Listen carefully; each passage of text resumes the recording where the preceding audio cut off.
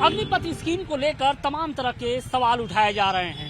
कहा यह जा रहा है कि 4 साल की नौकरी के बाद युवाओं को शायद ही कोई जॉब दे, लेकिन ऐसा नहीं है।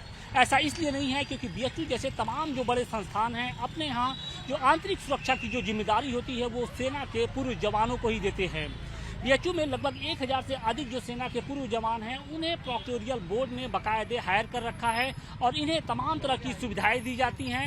इन्हें 20,000 रुपये से लेकर लगभग 32,000 रुपये तक की बाकायदे सैलरी भी दी जाती है। इसके साथ ही कई तरह की जो मेडिकल सुविधाएं हैं वो इसके अलावा और जो तमाम तरह की सुविधाएं हैं वो भी इन्हें दी जाती है। तो सवाल इस बात का है कि अगर बीएचयू जैसी कुछ और बड़ी जो संस्थाएं हैं वो अगर इन जवानों के लिए आगे आए तो निश्चित तौर पर जो एक तस्वीर बनती है वो शायद न बनेगी।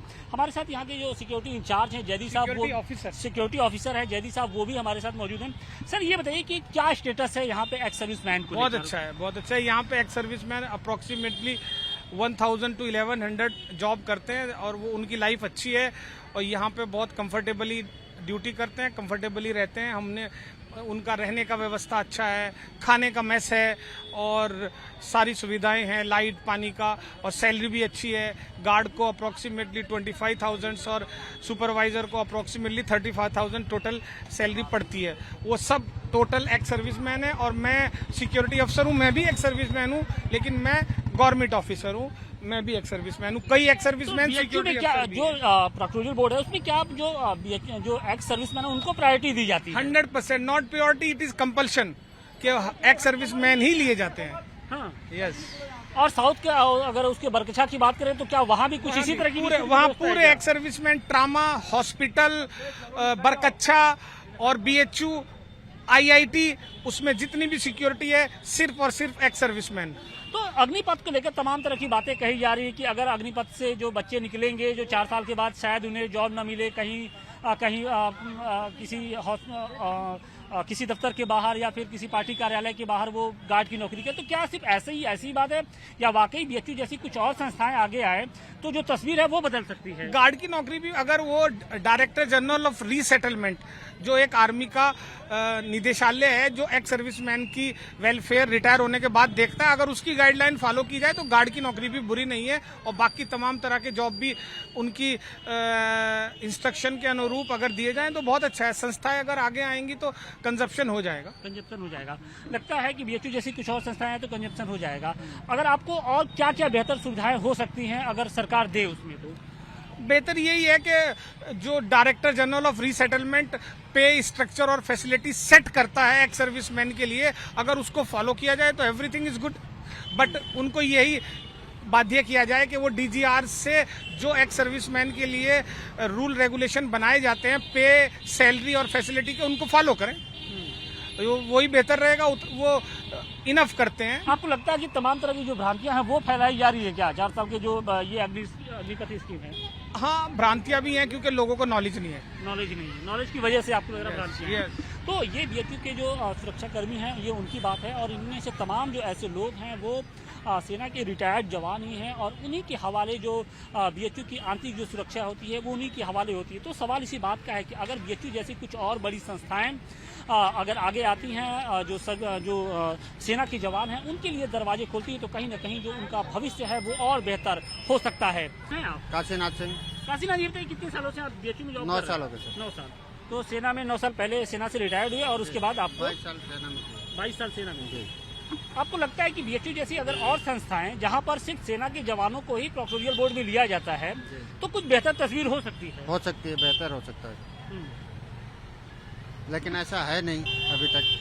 सिर्फ बीएचयू छोड़ के बाकी कहीं है नहीं। अगर ऐसा हो तो बढ़िया। अगर गवर्नमेंट इसको लिख के देती है उन बच्चों को सर कि हम 4 साल बाद कहीं न कहीं आपको सेट करते हैं तब तो ठीक है, 4 साल का प्रपोजल चलाएं। अगर उनको 4 साल बाद आने के बाद वो घर बैठ जाते हैं तो उनकी लाइफ तो बेकार हो गई। तो ये बताइए बीएचयू में आप लोगों को किस तरीके की सुविधाएं मिलती हैं और सैलरी स्ट्रक्चर क्या है यहाँ का? सैलरी स्ट्रक्चर तो जो हमारी है वो तो है ही है सर, लेकिन उन बच्चों को जो कि 4 साल बाद आएंगे 21,000 रुपया 30,000 गवर्नमेंट दे रही है, 21,000 पेमेंट मिलेगी, 9,000 रुपया काट करके वही लास्ट में उनको देंगे तो उनको तो 20,000 22,000 में उसकी लाइफ बन जाएगी। आप बताइए सर, लाइफ बनेगी?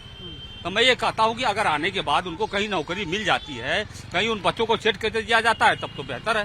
नहीं, मैं ये कह रहा हूँ कि बीएचयू में किस तरीके की आप लोग को सुविधाएं मिलती हैं, सैलरी स्ट्रक्चर क्या है, और अगर ये सैलरी स्ट्रक्चर अगर रहे तो क्या क्या क्या सुविधाएं मिलती हैं? सैलरी स्ट्रक्चर ठीक है, कोई ख़राब नहीं है, बढ़िया है।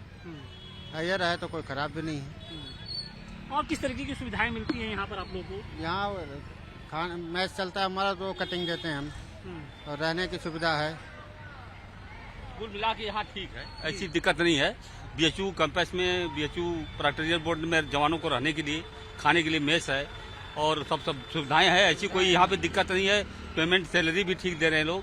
लेकिन रह गई कि 4 साल जो बात कर रहे हैं आप, 4 साल के बच्चों की बात है, उनको अगर ये सुविधा मिले तब तो कोई दिक्कत नहीं है। जैसे बैंक में डाल दें, पुलिस में डाल दें, सीआरपीएफ में डाल दें, बीएसएफ में डाल दें, या कहीं न कहीं उनको एडजस्ट कर दे तो ये अच्छी बात है सर। ये नहीं कि 4 साल बाद आने के बाद वो घर बैठ जाए, उनकी लाइफ बर्बाद हो जाए, तो क्या करेंगे आगे चल के? उनकी पढ़ाई भी। आपको लगता है कि बीएचयू जैसी जो संस्थाएं हैं, जो एकेडमिक संस्थाएं हैं, उनको आगे आना चाहिए, या फिर जो बैंक है वो अगर आगे आए और इन बच्चों को अपने हायर करे तो ज्यादा बेहतर होता है? अभी जैसे एक सर्विसमैन दुनिया भर के आ गए हैं, अभी वैकेंसी निकली थी तो वैकेंसी निकलने में कम से कम 10,000 सैनिक दिए थे। उसमें से कुछ ही लोगों को 1,000-2,000 का हुआ, बाकी तो 8,000 तो बैठे हैं, कहीं सिक्योरिटी गार्ड कर रहे हैं, कहीं 8,000 पे, 10,000 पे, 12,000 पे, यही सिक्योरिटी वाले दे रहे हैं, 14,000, 15,000 तक दे रहे हैं, तो उससे क्या होगा सर उसका? काशी हिंदू विश्वविद्यालय की सुरक्षा की पूरी जिम्मेदारी भारतीय सेना के पूर्व सैनिकों का है। यहाँ पे 100% वही लोग सुरक्षा में लगे हुए हैं जो पूर्व में भारतीय सेना की सेवाएं कर चुके हैं। तो जो लोग भी आफ्टर रिटायरमेंट आते हैं सेना की अपनी नौकरी पूरी करके, उन्हीं में से ही यहाँ पे भर्तियां की जाती हैं, और वो लोग बड़ी इंटीग्रिटी से विश्वविद्यालय के मान और मर्यादा को रखते हुए पिछले हमें, जैसा मैं छात्र था 89-90 में, तब से मैं देख रहा हूँ और अभी तक चल रहा है, वो इस विश्वविद्यालय की सेवा कर रहे हैं सुरक्षा को लेकर के। उन्हें किस तरीके की सुविधाएं दी जाती हैं, क्या उनका सैलरी स्ट्रक्चर है, और तमाम तरह की जो और क्या क्या उनको आप फैसिलिटी देते हैं? अभी की व्यवस्था के अंतर्गत ये जो डिफरेंट ऑर्गेनाइजेशंस हैं जो उनको पूरा करती हैं, जो सिक्योरिटी प्रोवाइड करती हैं, तो जिसको आउटसोर्सिंग हम लोग बोलते हैं। तो इसके पहले, आज से 15 साल पहले, वो सीधे काशी हिंदू विश्वविद्यालय उनको नौकरियां देता था, और अभी वो आउटसोर्सिंग एजेंसी के थ्रू आते हैं जो गवर्नमेंट ऑफ इंडिया के नॉर्म के हिसाब से।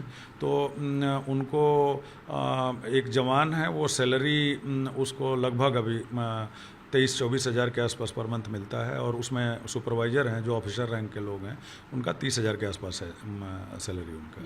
इसके अलावा और किस तरह की सुविधाएं रहती हैं? उनको पीएफ मिलता है, इस नौकरी के दौरान पीएफ मिलता है, फिर वर्दी वगैरह के भत्ते मिलते हैं, और जो भी विश्वविद्यालय के जो भी उनके वेलफेयर के लिए स्कीम्स वगैरह चलाना है, तो बीच में उनके लिए वो सारे वेलफेयर्स भी प्रोवाइड करती है। तो दरअसल अग्निपथ को लेकर तमाम तरह की भ्रांतियां निकाली बताई जा रही है, कहा यह जा रहा है कि 4 साल के बाद नौकरी नहीं मिली। अगर बीएचयू की तरह कुछ और इंस्टीट्यूट, जो बड़े इंस्टीट्यूट हैं, कुछ निजी बैंक हैं, या फिर जो और नेशनल बैंक हैं, वो अगर सेना के जवानों के लिए दरवाजे खोलती हैं, तो आपको लगता है कि ये भ्रांतियाँ टूट जाएंगी? नहीं, सेना के लिए तो बीएचयू चूँकि 100% हम उन्हीं को रखते हैं कि जो सेना की सर्विस करके लौटे हैं। तो अग्निवीर जैसा भी स्कीम अगर आता है भविष्य में, और तो उससे बीएचयू अपनी दरवाज़ा ऑलरेडी खुला रख रखा है और आगे भी खुला रखेगा, तो उसका फ़ायदा बीएचयू को भी मिलेगा। और हमें लगता है कि अग्निवीर जैसी जो योजना है वो पूरे राष्ट्र के निर्माण में एक पॉजिटिव भूमिका अपना अदा करेगी। खबरों के पीछे की खबर पहुंचाते हैं हम, आपकी आवाज को मुद्दा बनाते हैं हम। टाइम्स नाउ नवभारत को YouTube पर लाइव देखिए, सब्सक्राइब करिए और बेल आइकन जरूर दबाइए।